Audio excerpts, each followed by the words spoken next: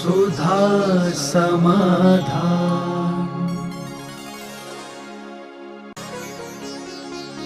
नमोस्तु गुरुदेव। मंदिर में जिनेंद्र भगवान की फोटो के समक्ष किसी मृत व्यक्ति की फोटो को क्या रखना चाहिए?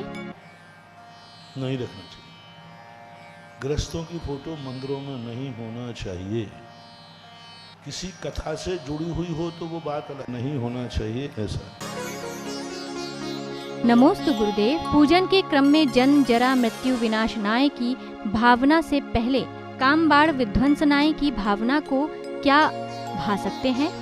नहीं, पहले मुख्य उद्देश्य रखा जाता है, प्रथम उद्देश्य रखा जाता है जो सम्यक दर्शन का प्रतीक है। जैसे मोक्ष मार्ग प्रकाशक में लिखा, सम्यक दर्शन ज्ञान चारित्राणी मोक्ष मार्ग। ये मोक्ष का मार्ग है। फिर ये मार्ग किससे प्राप्त होता है? इसी प्रकार पूजा में सबसे पहले निर्देश दिया गया, हम क्या चाहते हैं? जन्म जरा मृत्यु विनाश चाहते हैं। ये हमारा निर्देश हो गया, ये हमारा लक्ष्य हो गया, ये हमारा संकल्प हो गया। अब दूसरे नंबर पे आया ये संसार जन्म जरा मृत्यु का विनाश कैसे होगा? जब संसार ताप मिटेगा, है ना। संसार की इच्छाएं, जो संसार की आकुलताएं हैं, संसार की आकुल व्याकुलताएं हैं, ये हमारी जब मिटेंगी तब जन्म जरा मृत्यु बना। तो संसार ताप किससे मिटेगा? संसार की इच्छाएं किससे मिटेंगी? तो उन्होंने कहा काम बाण विध्वंसनाए। काम बाण आदि जो वासनाएं हैं, ये वासनाओं जब मिटेगी तो संसार ताप मिटेगा। संसार ताप मिटेगा तो जन्म जरा मृत्यु विनाश होगा। पर ये काम वासनाएं कैसे मिटेंगी? तो उन्होंने कहा कि रसना इंद्री जो भूख है, क्षुधा रोग विनाशना है। ये क्षुधा रोग आदि विनाश हम कैसे करेंगे? तो उन्होंने कहा मोहांधकार विनाशना है। जब तक ज्ञान प्रकट नहीं होगा आप कुछ नहीं कर पाओगे। तो ज्ञान कब प्राप्त होगा हमें? जब हम कर्मों का नाश करेंगे। और कर्मों का नाश करेंगे तो हमें मोक्ष मिलेगा। और मोक्ष मिलेगा तब जन्म जरा मृत्यु का विनाश बनेगा। तो ये पद्धति कहलाती है कथन करने की, निर्देश, फल। और मोक्ष में हम क्यों जाना चाहते हैं? मोक्ष क्यों? हमने शुरू में कहा था ना, जन्म जरा मृत्यु विनाश। मोक्ष जाने के बाद जन्म, बुढ़ापा और मृत्यु को प्राप्त नहीं होते हैं, इसलिए मोक्ष प्राप्त करना है। तो प्रथम पंक्ति में जो है वह उद्देश्य, निर्देश और लक्ष्य और संकल्प को प्रकट किया है। वो पूजा पद्धति सही है। नमोस्तु गुरुदेव। पंचम काल में 21 कल्पी, 21 उपकल्पी होते हैं। वह कल्पी महाराज से पहला ग्रास कर के रूप में लेता है, तब मुनिराज अंतराय कर देते हैं। तो क्या उन मुनिराज को अवधि ज्ञान होता है या अंतिम मुनिराज को? 500 साल में एक कल्की और एक उपकल्पी, इसका वर्णन उज्ज्वल यतिवृषभ आचार्य महाराज ने त्रिलोय परिणति के अंदर सबसे पहले उल्लेखित किया। अब वो 500 साल में 500 साल का इनका काल है। प्रत्येक कल्की उपकल्की के समय ऐसी घटना घटती है, ऐसा कोई सिद्ध नहीं हो रहा है। क्योंकि अभी लगभग 2,500-3 हजार वर्ष महावीर स्वामी को निकल गए, तो अभी तक 3 कल्की, बल्कि 3 क्या 6 कल्की 6 उपकल्की हो जाना चाहिए थे। 500 में एक उपकल्की और 1000 में एक कल्की, तो अभी तक ये 3 कल्की हो जाना चाहिए।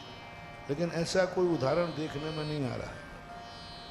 कल्की उपकल्की का संभवतः ये लगता है धर्म के ऊपर संकट। जैसे अभी बीच में ऐसे शासन काल के लोग आ गए कि दिगंबर मुनि मुद्रा का अभाव हो गया। ऐसे राजा हो गए कि जब कोई दिगंबर मुनि बाहर नहीं निकल सकते, तो यही कल्की उपकल्की मानना चाहिए। अवधिज्ञान का जो सवाल है, तो पूज्यवर यतिवृषभ आचार्य महाराज ने अंतिम मुनिराज का नाम उल्लेख किया है। बीच में किनको अवधि ज्ञान होगा ये नाम नहीं दिया, बीच में राजा उपकल्की कौन होगा ये नाम नहीं दिया, 21 कल्की उपकल्की क्या होंगे नाम नहीं दिया। अंतिम कल्की का भी नाम दिया है और अंतिम जिन मुनिराज को अवधि ज्ञान होगा उनका नाम भी दिया है वीरांगज। वीरांगज नाम के मुनिराज, पंगु श्री नाम की हारिका और 2 श्रावक और कल्पना श्री नाम की श्रावक, ऐसे अग्निमुख नाम का एक श्रावक, ऐसे 4 नामों का उल्लेख मिला है पंचम काल के अंत में। तो अब कह नहीं सकते कि बीच में किसको अवधि ज्ञान हुआ। अभी तक का कोई इतिहास नहीं है कि किसी को 3000 वर्ष में किसी को अवधि ज्ञान था। भगवान 2 प्रकार के होते हैं। एक भगवान वो होते हैं जो स्वयं साधना तपस्या से बनते हैं, जो कर्मों का नाश कर कर बनते हैं। वे भगवान तो पंचम काल में है ही नहीं, लेकिन भक्तों के भगवान जब चाहो तब। भक्तों के भगवान को कोई रोक नहीं सकता। वो तो जहाँ जिस जगह झुकाओगे मस्तक वो पत्थर देवता हो जाएगा। जय हो जय हो जय हो। भक्तों के भगवान की तो कभी कमी होती नहीं है। दूसरी बात है निर्विचिकित्सा अंग का अर्थ होता है कि वह गुणवान लोगों के किसी प्रकार की बाह्य गंदगी से, बाह्य शरीर रूप रंग से उनसे घृणा न करे।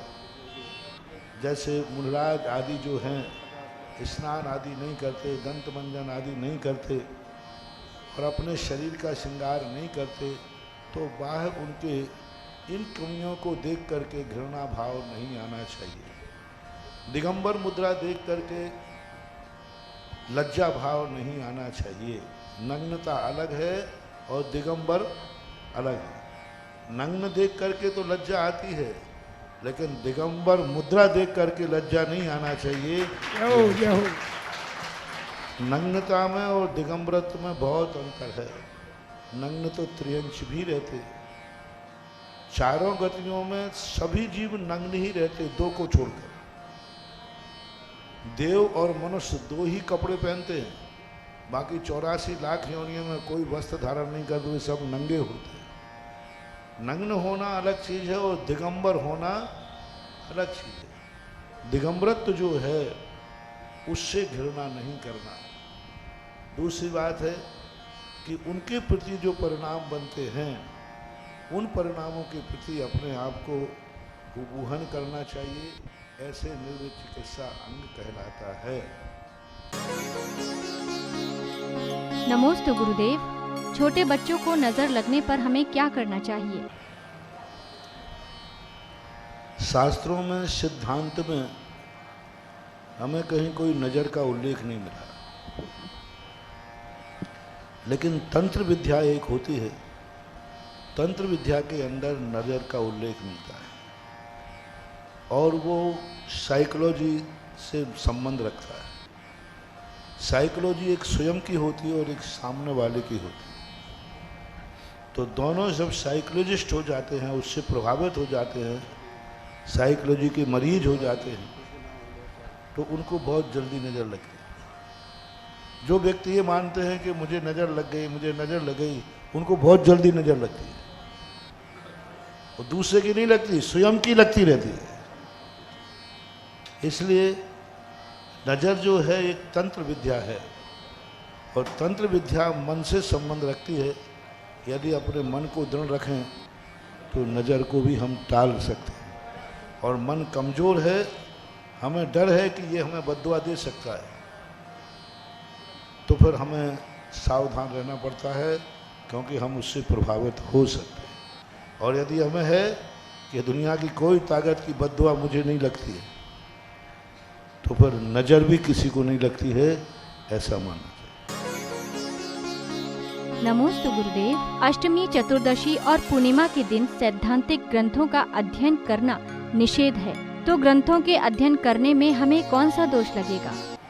तत्वार्थ सूत्र को हम पूर्णतः सिद्धांत ग्रंथ नहीं कह सकते, वो संग्रह ग्रंथ है, क्योंकि उसमें 2 अध्याय चरणानुग के हैं, 2 अध्याय सिद्धांत के हैं इस प्रकार। और दूसरा, ये जो अध्ययन की प्रसंग जहाँ भी शास्त्रों में आया है, मुनिराजों के लिए विशेष रूप से वर्णन आया। श्रावकों को तो सिद्धांत ग्रंथ पढ़ने का अधिकार ही नहीं दिया, तो सिद्धांत ग्रंथ विशेष रूप से तत्वार सूत्र को ही नहीं मान सकते हम कि संग्रहित ग्रंथ है।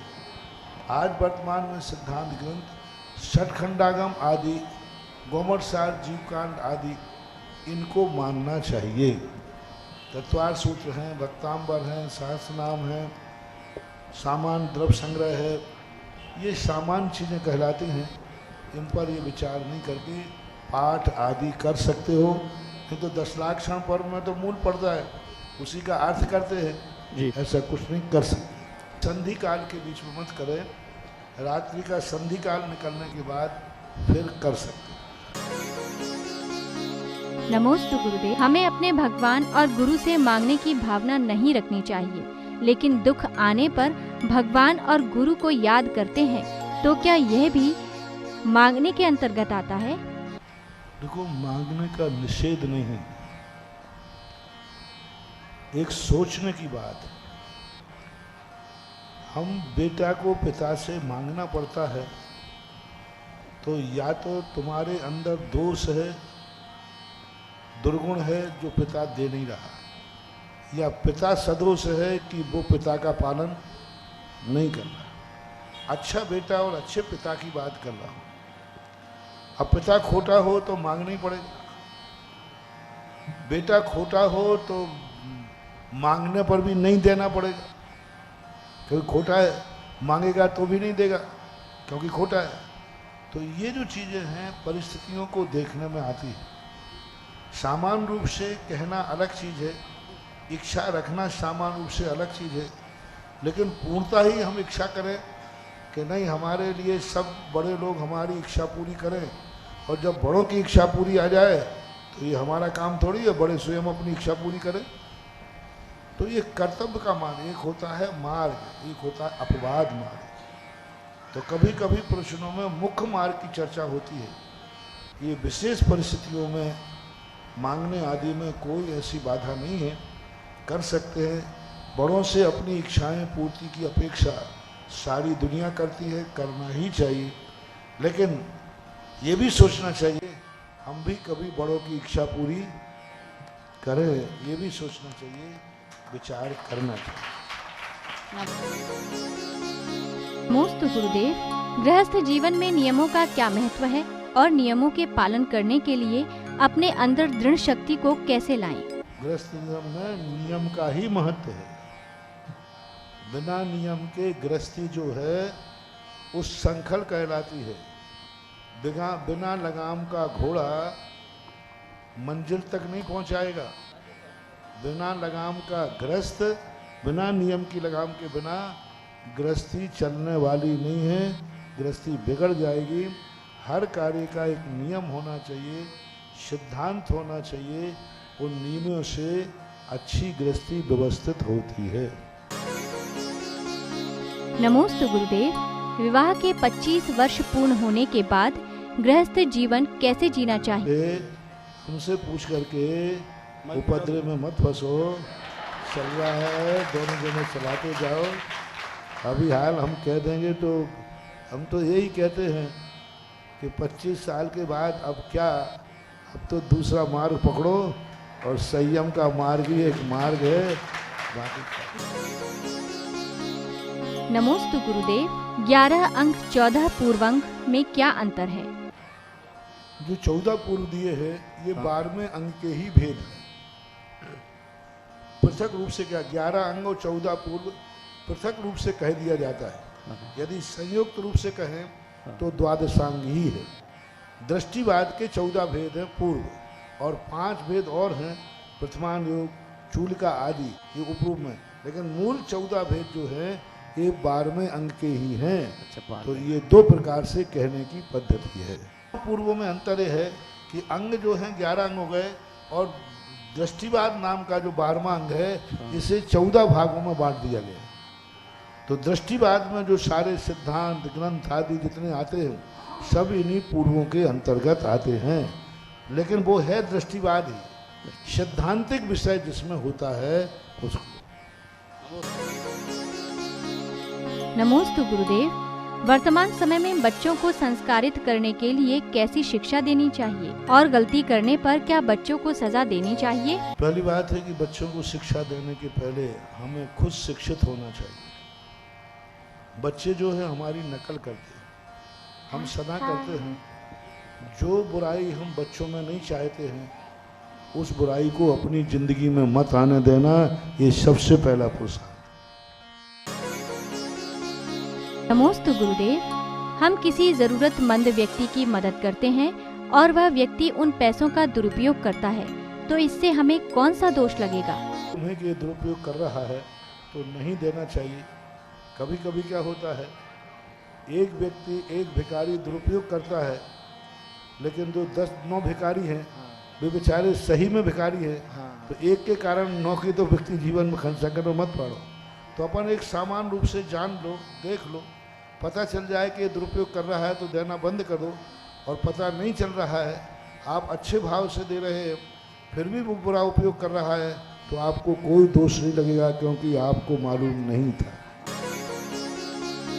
नमोस्तु गुरुदेव। धैर्य रखने की क्या सीमा होनी चाहिए और धैर्य रखने में कौन कौन सी सावधानी रखनी चाहिए? धैर्य रखने की सीमा तो यदि उत्कृष्ट रूप से शास्त्रों के अनुसार देखी जाए तो 10 भाव तक रखना चाहिए। पारसनाथ ने उत्कृष्ट रूप से धैर्य रखा 10 भाव तक। 10 भाव तक कमठ एक पक्षीय उनको परेशान करता रहा और प्रभु 10 भाव तक धैर्य धारण करते रहे। इसलिए आगम के अनुसार तो प्रथमानुग के अनुसार धैर्य धारण करने की सीमा 10 भाव तक है। सिद्धांत के अनुसार मुमुक्षु जो धैर्य धारण करता है उसकी कोई सीमा नहीं होती है, असीम होता है, क्योंकि धैर्य धारण करना हमारा स्वभाव होता है। नमोस्तु गुरुदेव। भवनवासी और व्यंतरवासी देवों को क्या जन्म से ही अवधि ज्ञान होता है? जैसे देव देवियां जन्म लेती हैं तो पर्याप्त तक होने के बाद इनको अवधि ज्ञान प्रकट हो जाता है।